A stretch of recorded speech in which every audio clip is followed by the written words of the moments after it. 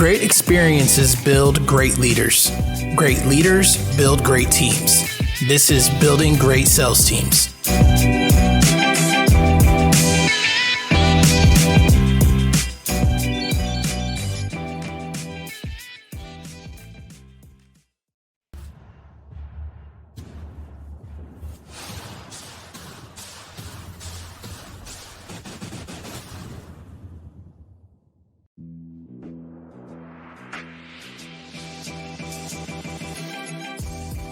Great experiences build great leaders.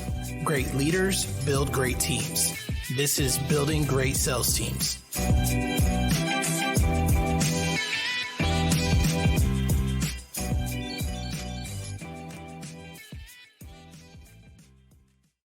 All right, y'all, welcome back to Building Great Sales Teams. I've got a special one for you today. We got a roofer in the house. We've got Silberia Garcia, Duran. She's the founder at Red Bottom Roofing.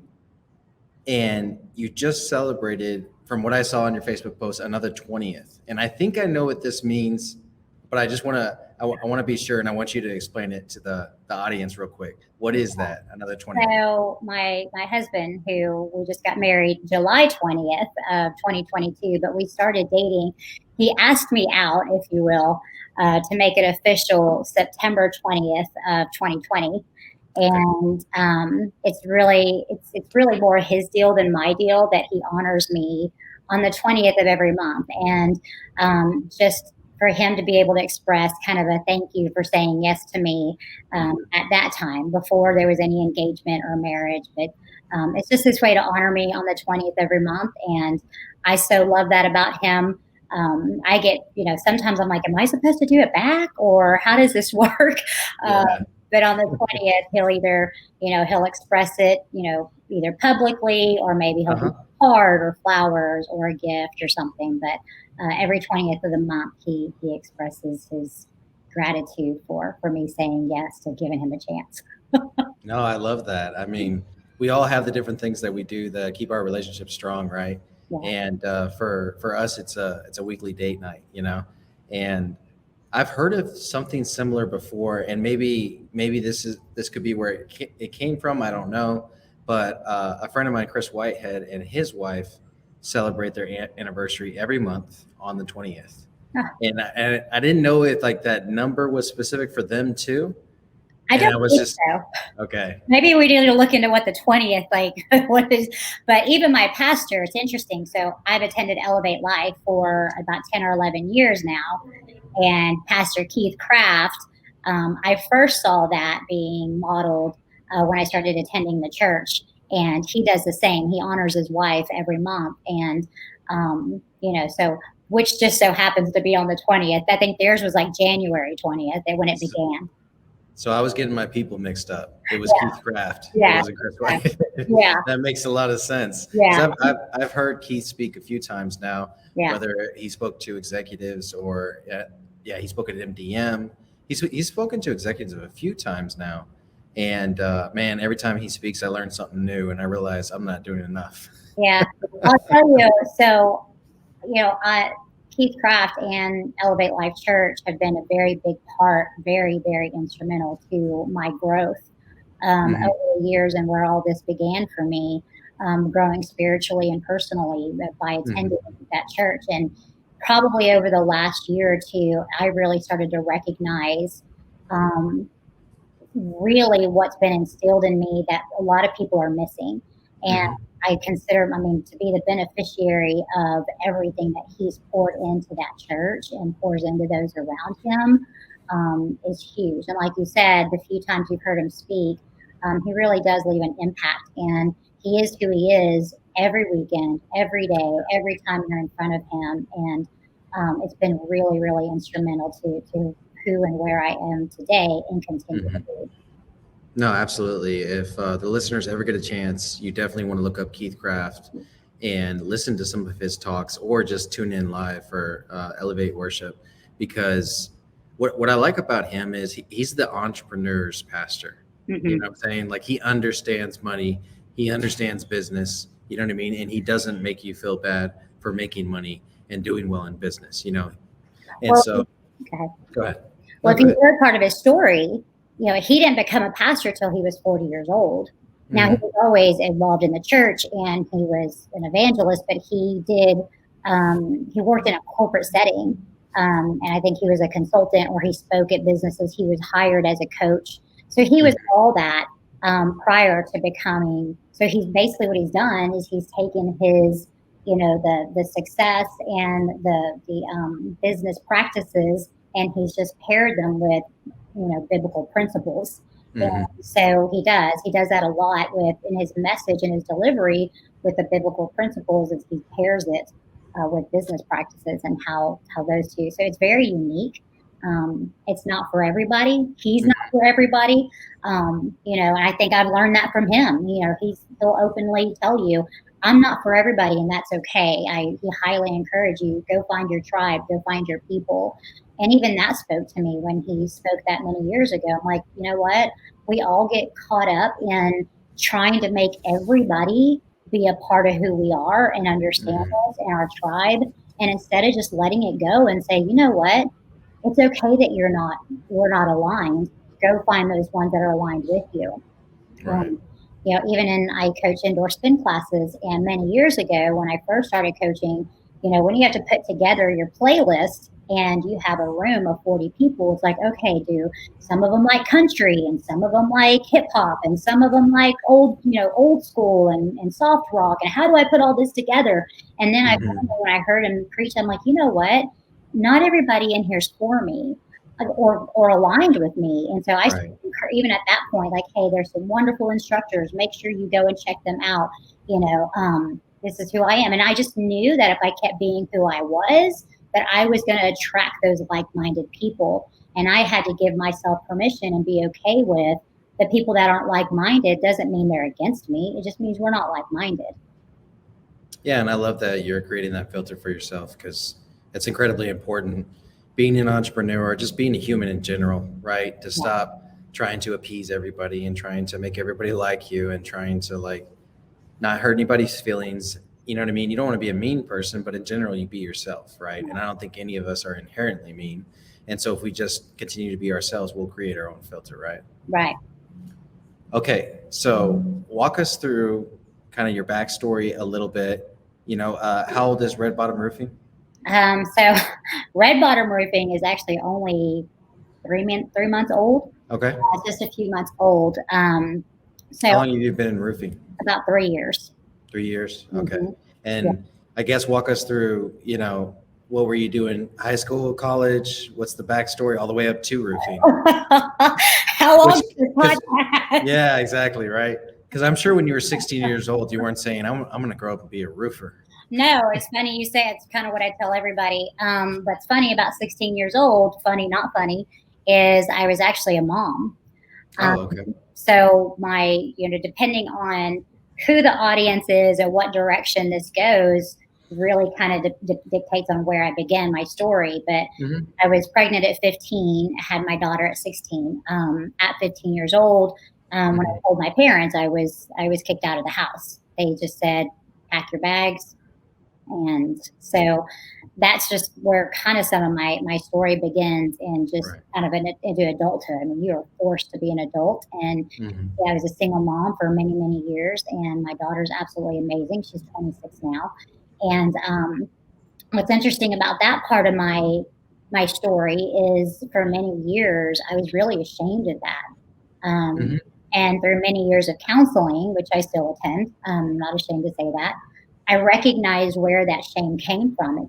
From just from being kicked out, right? It's like you talked about shame and guilt being projected on you. And when somebody says, well, what they weren't saying directly, but what I was feeling was, you're not good enough.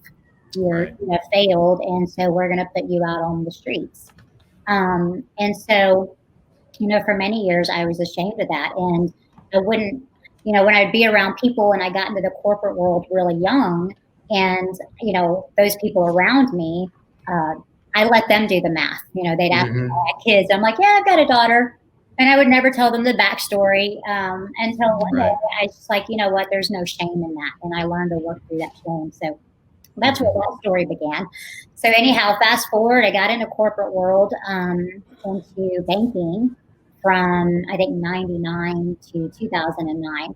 And then in the collapse of everything and banks were shutting their doors, I got laid off. And so, went from, again, working my way up through corporate world and then being laid off. And I couldn't go find a job anywhere else in that industry because nobody was hiring. I mean, banks were shutting doors. Did you start as a teller and kind of worked your way up to like branch manager or something like that? Or how did that work? I actually started in my career in the banking world was in indirect lending. So kind of the finance side of dealerships. And I started as a loan processor. And back in the day back in the late 90s, early 2000s, dealerships would have a carrier take all their applications, all their contracts to the bank physically. And then I was kind of one of those in the back, processing all the paperwork, doing data entry. So that's where it began. And then I worked myself up through the ranks to become a loan officer or a relationship manager, as we called it, during that time. So I would work directly with finance managers and GMs of dealerships. So when they would go in and they would submit applications for people in the dealership, they were basically submitting them to me and maybe some other competitors, and then I would review it and all that good stuff. So that's what I did on the banking side. So it wasn't an actual branch within the bank. And then 2009 happened, and everybody, again, lost my job. A couple years later, got married. Well, maybe about a year later, got married. I have my two boys now, who are 11 and 9. And that season of my life was it was difficult. And there was a ton of growth. There's been a ton of growth during that time. We are divorced now. We got divorced, left in 2016. And it was really hard. The message wasn't received well. And we were left with nothing. My boys and I. Take your time. So it's interesting. I still find myself trying to tiptoe around it because I want to make sure I'm not projecting anything negatively in my testimony. But my testimony is mine, I guess. Yeah, and I think you need to lean into it because there's plenty of women out there going through what you went through already.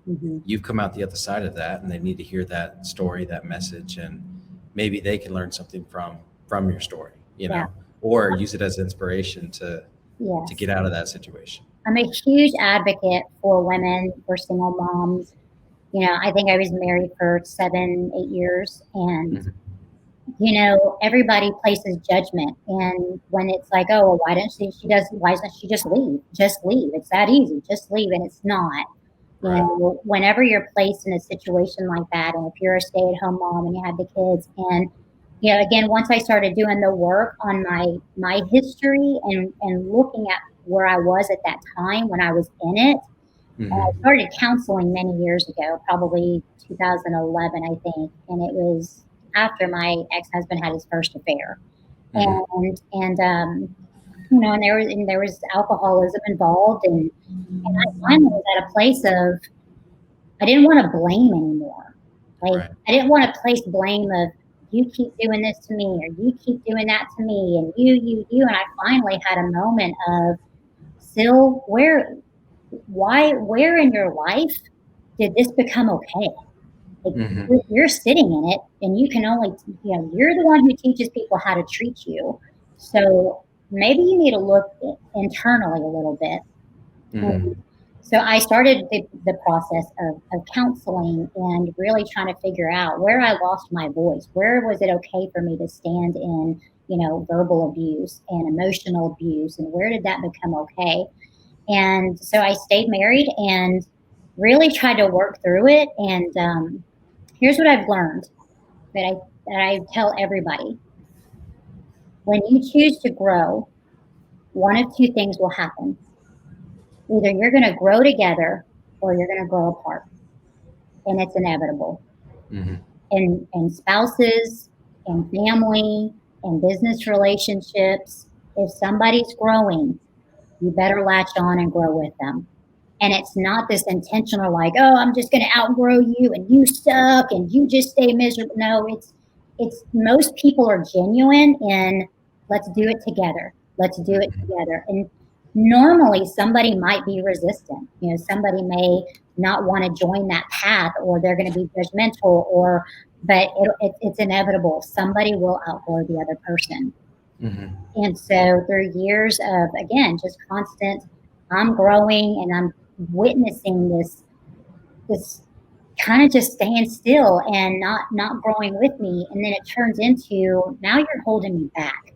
And so when we reached that point, I just said, hey, we really need to separate. There were some other addictions and other things going on. And I was like, I need to be made heal and whole outside of this. And it didn't go well, and life was hell for a while. Bank account was drained. Basically what was said was, you can leave. I pay the bills here. Mm-hmm. And so when I heard that, I just, in my spirit, and I've been growing, I was like, you know what? I'm not afraid anymore. I'm not afraid of that. That's not going to hold me down that's not going to keep me back anymore. And so the boys and I packed up. We went to go live with my sister and my brother-in-law. And, when I can look at it now and take a step back, that person was still, hurt people. That's a real thing. I know it's kind of thrown out there all the time now, but it really is a thing. Hurt people really do hurt people. And because of where I'm at now with grace and mercy, I can also recognize that I actually don't think that most people are being intentional when they're trying to hurt somebody. They just don't know any better. It's very much like toddlers. Toddlers don't know. They don't know how to express. And so people tend to get mad at the toddler and like, stop crying, be quiet, la la la la. It's like they don't know how to communicate like this. And adults can do the same thing. They don't know how to communicate because most of us have never learned how to communicate within our family dynamic. And so they become adults and all they know how to do is just to project. They don't know how to get to the core of what they're feeling, whether it be fear, or usually it is fear. Then they just project with ugliness. And again, I choose to believe that most people don't do it out of ill intent.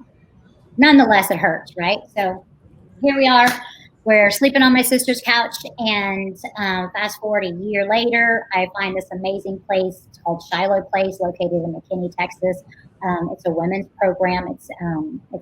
It's not a government-funded program. It is a hard program, but you have to fill out applications, go in front of the board, get approved. So they will house single moms. They up to 2 years. And they will pay for their education. They provide childcare. Basically, it's an opportunity to kind of help you and catapult you back into society when you pretty much have nothing. So I was in Shiloh Place for about a year and a half. And then a few years ago, my brother said, hey, we're going to do this. I want to start this roofing company. He had created the name, created the company about a year prior, and said, I believe that you're fully capable of really learning this industry. Because I didn't know anything. I didn't know anything about roofing. I was like, brother, all I know is it goes on top of the house and I can smell it. That's about it. I don't know. And he's like, he's had some experience with some previous clients and just this different stuff. And so I said, okay. I said, we had a few conversations and said, let's do this thing. And I pretty much just dove into roofing, and I, like a little spider monkey, I was on top of roofs. And it's pretty fun. Most people make fun. They're like, I can't believe you get on roofs. I'm like, honestly, getting on the roof is not scary. It's getting down that really worries me. I was going to say, of course I hear Red Bottom Roofing and, you're the owner, and I'm like, oh, okay, she's selling it, And then I get on your page and like every other post is you on a roof. And I'm like, oh, she's up there too. And she's doing some of the work too. So that's awesome. Yeah. And awesome. And we'll get into that here in a sec, but so got him on board and just really started to immerse myself. And, and then Apex came along about a year into my roofing journey. And then I came across Apex, and tons of roofers in there, and tons of people in the, home service industry, and just been able to reach out to them, and so many great people that still answer their phones for me to call, and, just kind of pick their brain. And and just to really kind of immerse myself in it. And, fast forward about a few months ago, my brother and I sat down, and we just said, hey, there's kind of a difference in the business structure. And so we just sat down, and I said, hey, I'm going to go and kind of start my own adventure off, and God is blessing. And I was super appreciative to him for introducing me into the industry. And so then here we are. That is so rare. I mean, obviously you guys are family, so it's like, it's not like you're going to have this big feud or anything. You got to get over it. You got to get back to Thanksgiving someday. I guess here's a question that you do the editing on here, don't you? Yeah. Okay. So if I say something now, can it be edited out? Yeah, absolutely. I mean, we typically don't, you know what I mean? Okay. But my producer can take it out, no problem. Okay. So we'll, there's parts of it that maybe so anyways, here we are now. Yeah. We can talk about it afterwards. Yeah. Because it has been a struggle. There's been some things, like you just said. I appreciate you pointing that out. Not everything's going to go smooth, right? Yeah. And I think you've experienced separating from business partners, and in the attempt to do it as amicable as you can. And it's like any relationship. Nobody wants to see it, die and wither away. But in that, you also have to stay focused on that you're truly doing what's in the best interest of yourself. Mm-hmm. And the enemy can really come in and attack from many different people in many different ways, and convince you that you're wrong.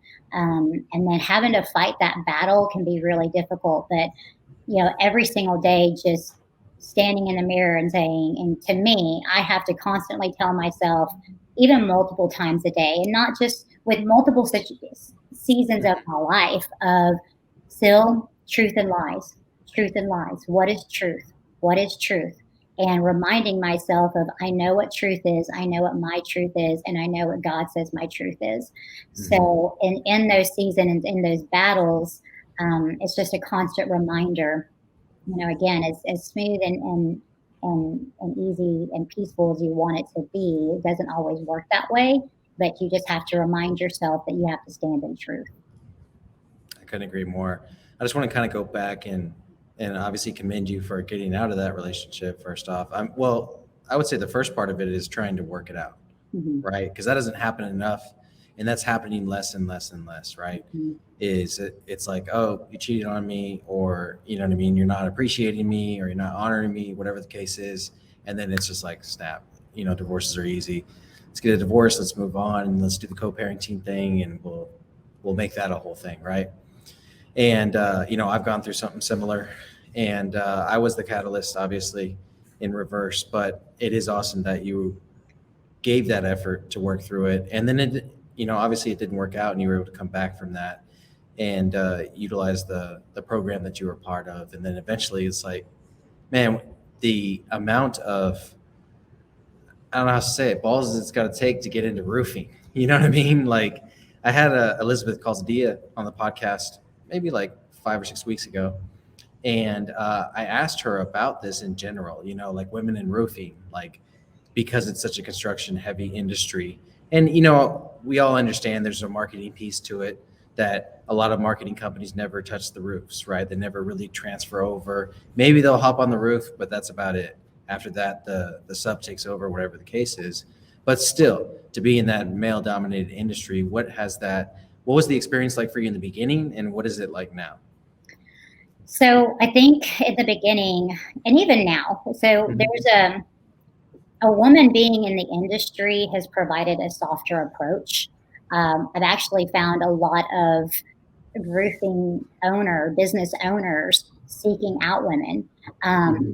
because there's a lot of door knocking, right? So you have to go out and make sales, and a lot of that consists of door knocking. And when a woman comes and knock on your door, it's definitely a softer approach. The owner is more likely to open up that door, and as opposed to some big burly man that might be tatted up. And some of the greatest ones and some of my mentors, shout out to David Taggart. I mean, he looks just like that, right? He's all tatted up, and when he walks up, but he's amazing. But we're also fully aware that a woman's presence and the softness of it, you're more likely to get somebody to open the door and listen to you. And I've experienced that even when you have to meet an adjuster. So part of that process, if it's an insurance claim, you meet adjusters on site. And there's, even adjusters I've noticed have a softer approach with me as being a woman. What I started to learn through all of this is I was like, wow, okay, so not all women are part of the whole process. Some of them are just knocking a door. Not all of them are on roofs. And that's just, I didn't even understand that. Like I said, when I got in, I just went in, let's go. I thought it was what I was supposed to do. So I was shocked when women weren't getting, I was like, what do you mean? You said that you're in roofing sales, but you don't get on the roof. And that's okay too, because not everybody's comfortable doing that. Right. And so the more I'm in it now and the more I'm involved, I think the more there is actually more respect from most, not all, but from most, because I think they're starting to see it also. When I hear people say, when I show up with an adjuster meeting and they're like, you're going to get on the roof, and absolutely I am. So I think that there's more respect from their end too. No, that makes a lot of sense. Before I went full-time consulting, I operated a door-to-door sales company for 13 years, and at our height, we had 3 female managers that had worked their way up through the different titles in the company and the opportunity structure that we had in place. And what I used to always tell, and sure enough, opportunity meetings were always like about 20 to 30% full of women, right? Because we didn't explain the extent of the position quite yet.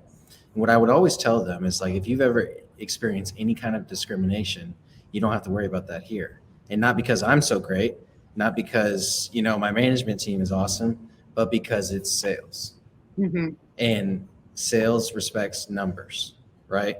And if you come in and you put in the work and you put in the effort and everything and you get the numbers, nobody can say anything to you.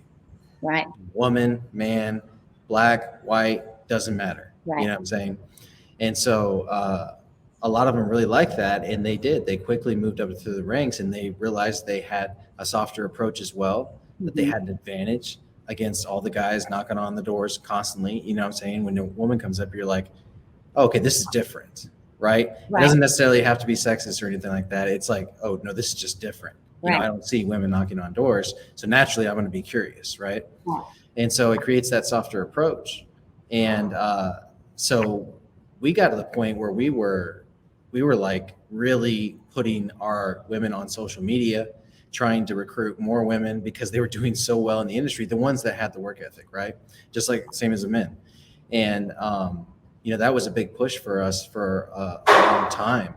And, I think it's a huge advantage. Right. Well, see, and for me, and I think most women that will continue to be successful, it was really important, still really important to me that I'm fully aware that I have the softer approach, and more likely the door's going to get answered, or the phone will be answered, or I may build that trust quicker.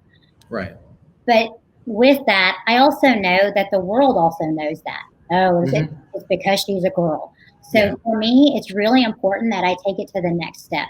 So I really want to know the ins and outs. I want to understand. I wanted to understand the roofing system. I wanted to understand the components. I want to understand the process. I want to understand the insurance. I want to understand how to order materials. I want to understand how to schedule the crews. Like, I wanted to know all of it. And this really happened to me years ago, even when I was in banking or in the banking corporate world. The department I was in, same thing. It was predominantly men. I think I was the only woman loan officer in there at the time. And I'll never forget being in a meeting. One gentleman had an account that he just couldn't get the account going, and he couldn't be successful, and he was struggling with numbers from that particular account. And so they assigned it to me. And this was, 10, 13, 14, 15 years ago. So back then, the things that happened in offices, like you could say out loud, and there's a lot of stuff that you can't say now that all the guys would have got in trouble. Now, I grew up with 4 brothers, so I don't get as easily offended by things. Right. And so there was a lot of, talk in offices that, anyhow, well, I'll never forget. He did say, he was like, well, I mean, it's because they assigned the account to me. I turned it around. I was making it a successful account. We had another monthly meeting with the team, and he flat out said, he's like, well, it's because she's a woman. Of course they're going to set the business. And it pissed me off. Yeah. I was like, are you kidding me? And it really, it upset me, but in a good way. And it upset me in a way of, I know my shit. Like, I knew my numbers. I knew how to build the relationship with them. And everybody gets used to that. Okay, yeah, there's a pretty face, but they also know when somebody is just a pretty face. And they also know that they would rather send their business with somebody that they're going to trust and somebody that is experienced. So it's beyond a pretty face. Most people, they're used to that now. They're like, okay, well, she's friendly and she's a pretty face, but we really want somebody who's got the experience and who's knowledgeable. So, and that's important to me. And it's okay with some folks that just want to be the first face or the first door knocker or schedule appointments. There's nothing wrong with that. It is super important for Sil and for me to understand the rest of the process.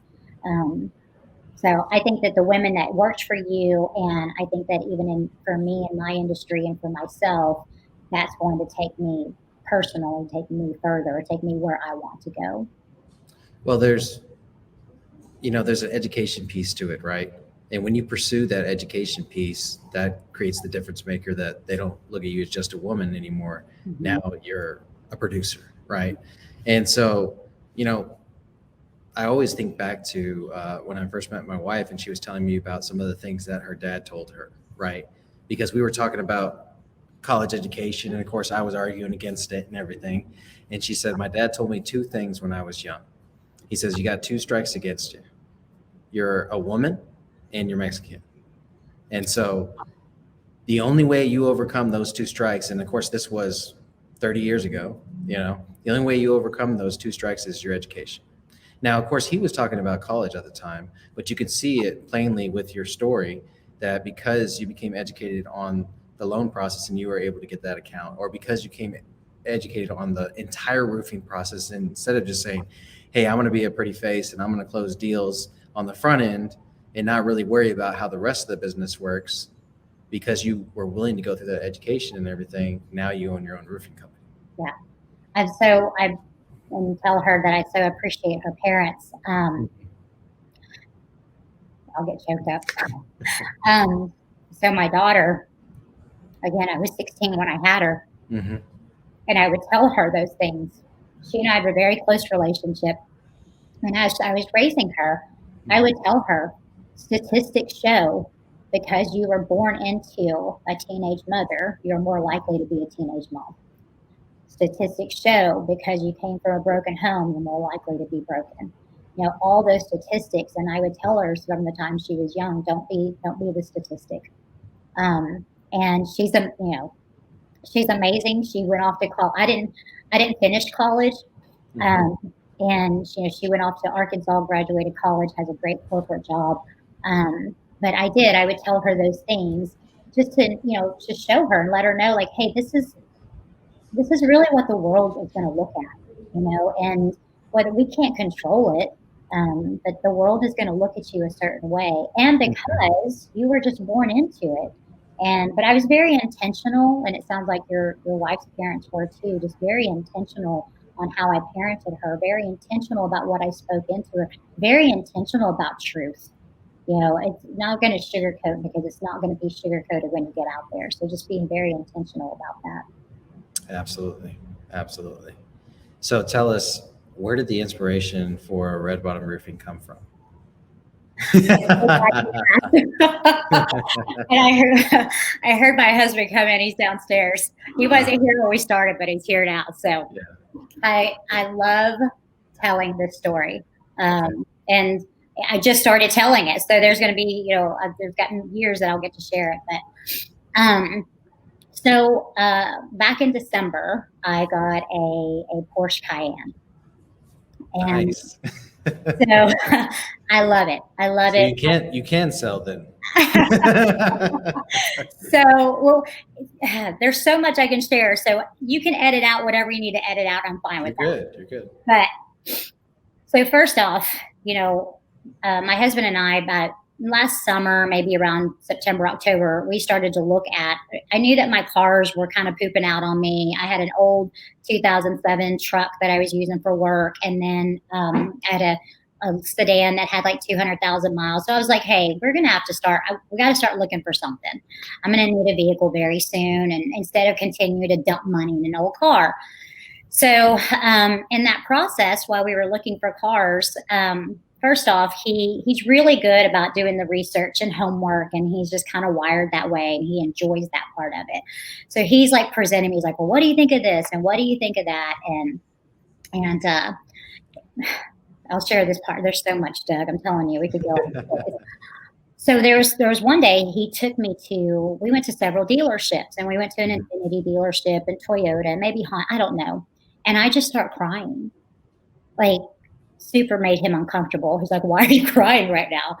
And I just start crying. And I said, I'm so embarrassed.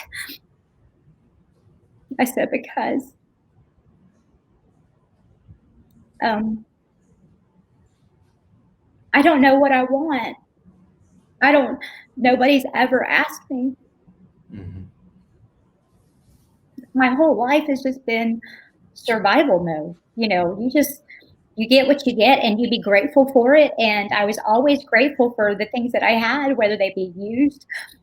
But nobody's ever asked me, like, no, you get to have what you want. What is that? What does that look like? Mm-hmm. And so I had to leave the lot. We had to get back in the car. He was like, okay, it's okay. Calm down. I was like, no, I've got to leave. Like, it's too much. Yeah. And so we leave, and then we were at Cowboy Fit. I coached my spin classes there. And one day he just kind of looks around the parking lot. And he's like, well, if you had to pick something, what would it be? And I kind of jokingly looked over at the Porsche Cayenne, and I was like, oh, I said, that right there. I'm thinking that will never happen. So we go, and we actually even test drive one. And I'm again thinking that'll never happen. It's a beautiful vehicle. Never would I be in a Porsche. Again, small mind, poverty mentality. Right. And so fast forward to December. He actually spoke with Keith Goss. I think you know Keith. Yeah, I love Keith. And we were talking about me getting a vehicle, and I'm a roofer now. So what do roofers get? The big Mac Daddy truck, F-250 dually. And I'm like, I'm all of like 5'1" and $110. Like, I was like, and then I'm kind of throwing a fit. I'm like, I know I should have a truck, but I really don't wanted my everyday truck to be this big Mac Daddy truck. So he gets with Keith. Keith tells him, hey, bro, just so you know, that Cayenne falls into the same tax code, the 6,000 pound tax code, as a big Mac Daddy truck. Yeah. So if I had to choose one, duh. So I would have never done it for myself. But so for my birthday back in December, my husband went through all the work, all the process, and he surprised me with the Cayenne. My man. So awesome. I love it. I love it. And so here comes the story how the name came about. Uh-huh. Unfortunately, with that vehicle, I have found some judgment against me. Lost a couple of friends. Over a Porsche? Because they don't see it as the Porsche. They see it as going back to, when we were talking about growth. Gotcha. When you start to grow and those people don't identify with you anymore, then they'll judge you, or you grow apart, right? So one day he and I were talking about that, and I was kind of crying. I'm like, I don't get it, babe. I'm trying to understand, these people, some of these folks watched me walk through some of the hardest parts of my life. They watched me drive a little hoopty with a donut on it because I couldn't afford to put another, like the things that they watched me go through. And I told them, I said, but I don't want to feel bad for it, for what I'm driving now. I love my car. I fucking love my car. I love sitting in that car because I feel royalty. I feel accomplished. I remember what I used to be in. I feel success. It makes me feel a certain way. I feel good. I said, so I'm not going to feel bad about having this vehicle. When the enemy tells me that I should feel bad, or hey, humble yourself, or whatever that's supposed to be, I know who I am and I stand in truth, and I love that car. I love it. And so during that conversation, I told my husband, I said, it's kind of like my red bottoms, because he's bought me a couple pairs. I said, when I walk into a room and there's people that they know what that is, they can identify what that is. They can identify that it's classy. They can identify that it's hard work. They can identify that it's a great reputation. They can identify, when I see that and that's what they identify with, I said, that's how I feel. I said, and that's what I want my company to represent. And so my husband said, red bottom roofing. I love it. It's an amazing story, first of all. Right. And I think it's going to, because you hear it and immediately your mind goes to, oh, Christian Louis Vuittons, and this is like, that's just a high-end roofing company, but there's a whole story behind it. There's a journey behind it, and every company name doesn't have that. You know what I mean? Unfortunately, mine doesn't have it, but I've had it for 13 years, so it's like everybody knows me as that, right? But I love that yours has that, and you can kind of plant that flag for yourself. So let's get a little tactical, just to as we're nearing the end of the show here. Let's walk through kind of your sales process. All right. Are you knocking doors? Are you getting leads online? Kind of what does the prospecting process look like for you? And then when you're actually in front of the homeowner, and then of course fulfillment as well. So I've been very fortunate in I haven't had to do a whole lot of door knocking. And when I say I haven't had to, I also fully aware that I'm limiting myself. But I'm trying to be very cautious and aware of not overwhelming myself. Right. Because I know that I can go out, I can knock a ton of doors and get more business.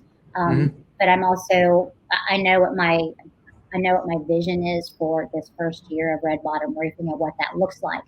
So I don't have to be at this point in time, have to go get and close 100 deals this month. Right.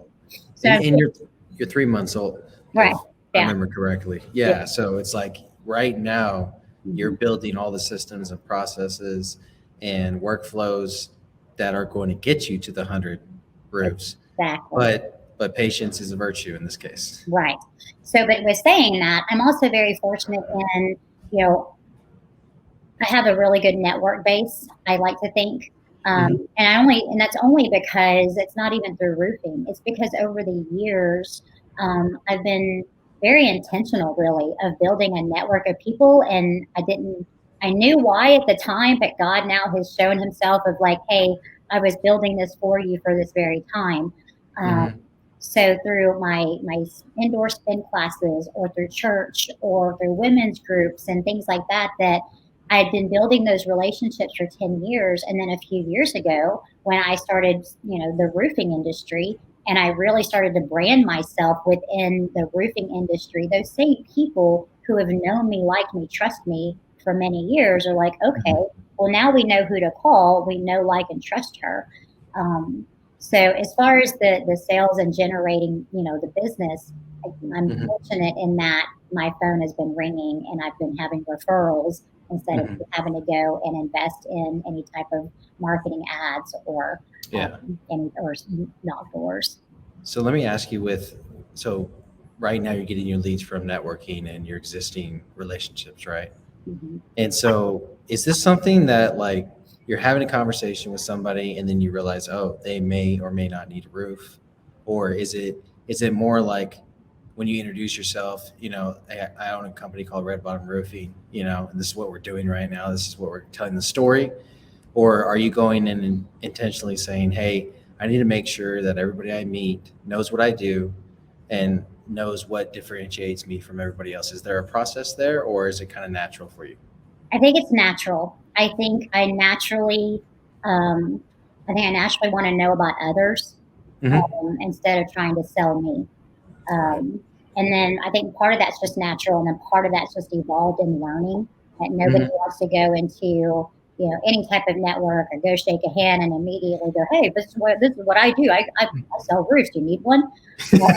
Yeah. So it's just been this natural, just getting to know, meet them, not be anything pushy. I also like, hey, let me send you my phone number. That includes a full contact of my business name and things like that. Right. So that when they save it under there, that's what they see, instead of just pushing my company name, or this is what I do for a living. And then to get a little more intentional, right? Then to go find them on social media. Some of that has to do with what kind of Apex and Build Your Machine. It's like, then you get intentional kind of behind the scenes, depending on who that person may be. But you get a little intentional and go and engage with them. And then just keep showing up, whatever that is, right? If it's church or, there's some settings, we're always networking, even when the setting is not a direct, a networking event. But you're always networking. You're always meeting new people. And I'm intentional in that area, if that makes sense. Yeah, absolutely. So you get a referral, you meet with the homeowner, and they're shopping, right? Your price is more than theirs. How do you overcome that objection? By value. So, I build the relation. I would like to think I build the relationship prior, so that I hope that I don't have to sell them on choosing me. Nobody's going to hurt my feelings. It's like we said earlier about Pastor Keith, and having to understand that if this isn't a fit and you don't feel comfortable with me, I've got to be okay with that. Now, low key on the side, it might hurt my feelings. On the way home, might shed a single tear. I would get to the car, but it's a lot better crying in a Porsche Cayenne, right? But I trying to instead of trying to sell them on why they should pick me, I know why you should pick me. Right? I know who I am. I know that it also may not be a fit. And I don't want to convince somebody, unless I know that they're probably making a really bad decision, then I may try to, put some emphasis on why they should choose me. But outside of that, maybe I'm not doing it right. I don't know. It's just the way that I do it. But I just don't want to be that person of trying to sell you on picking me. Like this is going to go way deep, and Doug's going to be like, damn, Phil, why'd you go there? But let me tell you something. I spent way too many years trying to convince people to pick me and love me and choose me. I'm not doing that. And I'm not going to do it in business either. It's okay if you don't pick me. And it took me a lot of years and a lot of counseling to be able to say that. So it's okay. Oh, I love it. It's the truth. It's okay if you don't choose me. And there's more, right? I know in every industry, people will get wrapped up on, well, that person didn't select me, and I spent all. So what I learned too in that process is I also started to eliminate and look at the process of how much time I'm spending on it. Because if I tell that person up front, and you've probably dealt with a lot of roofing and a lot of roofing sales, is I think we all get caught up at the beginning of the roofing experience of, okay, I'm going to go visit that house 5 different times, and I'm going to go and try to chase them down. And then they choose somebody else, and then you are pissed. And I've been through that too. I'm like, are you effing kidding me? Do you know how much time I spent over here back and forth, 6 different visits, and I learned about your grandma and your dog and your sister, and I sat through all your stories, and you went and picked somebody else? So what I had to learn is I let them know up front, I'm here to do the inspection. Here's my recommendation. Here's the pictures. Here's the report. Here's my recommendation is that you file a claim.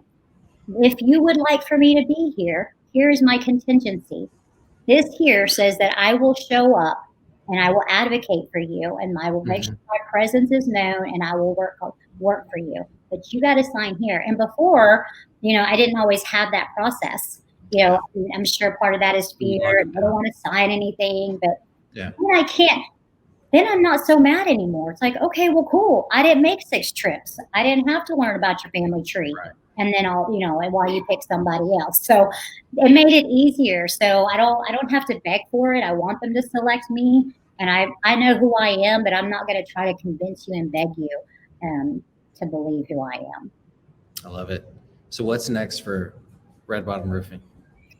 So for this year, like we touched on, really, I want to focus on implementing, processes and procedures and getting organized in what that looks like, because very much so in this industry, most people are just thrown into it, and they buy into there's great money, you're gonna make so much money, you're gonna kill it, and you can and you will, but also there's so many that are thrown into it that it's just go figure it out, sink or swim, you're on your own, there's a roof, you got a ladder.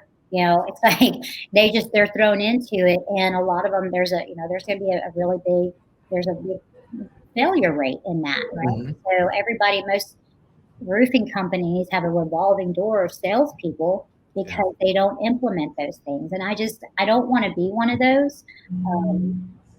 I would ideally I'd love to find some SILs in this world who probably were down on their luck, and bad things happen to good people, and bad things happen to bad people, but whatever that may look like for somebody who is trying to come out of that, because this industry has provided me a means to really take care of my boys in a really good way. And I want to find that. I want to find, I'd love to find other women who are very intentional, who are ready to take that on and want to learn and want to be more. And I want them one day to look back and say, wow, you know what? I never thought I'd be able to take my kids on a vacation.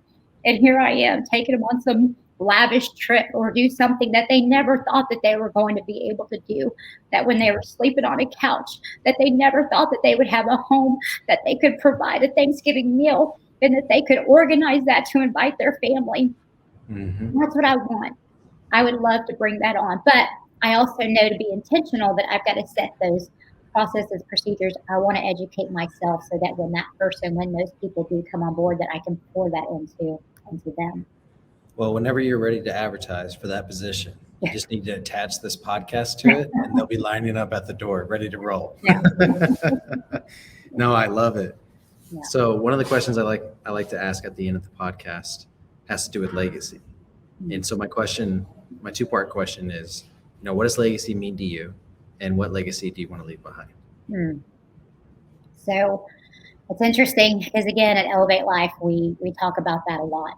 And I think legacy and honor really started to resonate with me when I started to attend that church 10, 11 years ago. And I think what legacy means to me is it doesn't have anything to do with me necessarily. It has to do with what I'm going to leave behind and what I'm going to leave through my children, and what that's going to lead to my grandchildren. It means that whatever wasn't provided to me or taught to me or instilled in me, it means that I can change that. It means that I can create legacy in a different trajectory for my family, that years down the road, generations down the road, it would have started with me. That's what that looks like for me. That's amazing. Well, Sil, I appreciate you coming on the podcast today. You've shared so much with us, and I can't wait for any women in roofing, or even just anybody, to hear this. It was definitely an inspirational story. I think you may have changed some mindsets with this one, and even got tactical with the networking piece. So I want to thank you for coming on the show. No, I so appreciate you. Thank you so much for considering me.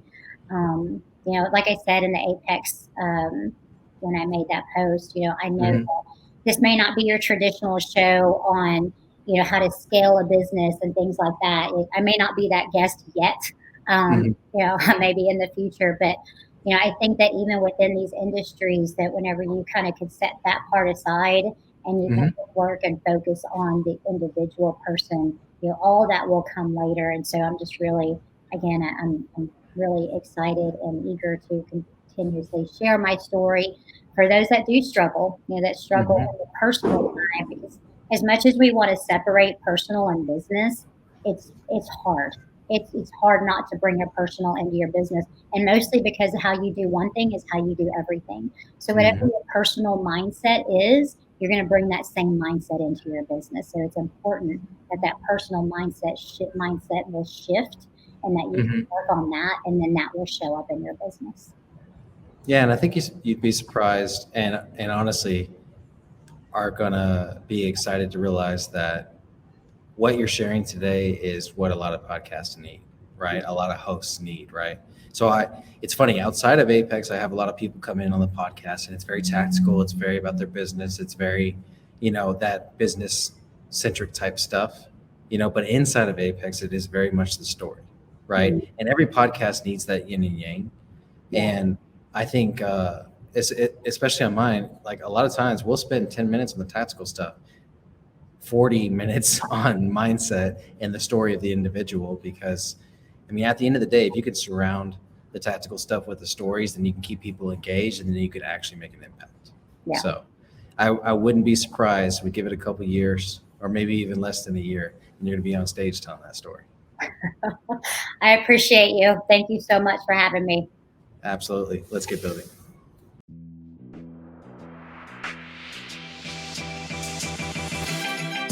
Thank you for joining us on this episode of the Building Great Sales Teams podcast. We really do appreciate it. As you know, we believe that great leaders build great teams. How do you become a great leader? You learn from the greats. Join us at the $1 Million Mastermind put on by Ryan Stuman in Frisco, Texas, and learn everything that you need to learn to be that great leader. The link will be in the description below. As always, we ask that you like, share, and subscribe wherever you consume podcasts so you can stay up to date with the Building Great Sales Teams podcast. Let's get building.